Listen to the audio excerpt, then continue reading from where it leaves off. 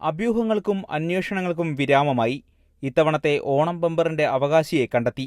Thrissur വല്ലച്ചിറയിലെ workshop ജീവനക്കാരനായ ഗണേശൻ ഉത്രാട ദിനം നെന്മാറയിലെ വീട്ടിലേക്ക് പോകുന്ന വഴി കുതിരാനിൽ വെച്ചാണ് ഓണം ബമ്പർ ലോട്ടറി വാങ്ങിയത്.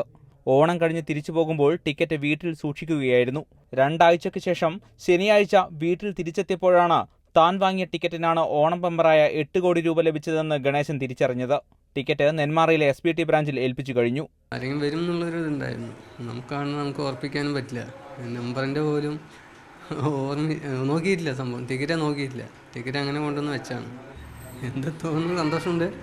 തന്റെ ചെറിയ കടങ്ങൾ വീട്ടുകയാണ് ഗണേശന്റെ ആദ്യ ലക്ഷ്യം. ബാക്കി തുക എന്തു ചെയ്യണമെന്ന് തീരുമാനിച്ചിട്ടില്ല. തൃശൂർ നഗരത്തിലെ ജോൺസൺ ആൻഡ് ജോൺസൺ ഏജൻസിയിൽ നിന്ന് വാങ്ങിയ TC 78 83 68 എന്ന ടിക്കറ്റിനാണ് ഇത്തവണത്തെ ഓണം ബമ്പർ അടിച്ചത്. 12 വർഷമായി വർക്ക്ഷോപ്പിൽ ജോലി ചെയ്തു വരികയാണ് ഗണേശൻ. 29കാരനായ ഇയാൾ അവിവാഹിതനാണ്. മാതൃഭൂമി ന്യൂസ്, പാലക്കാട്.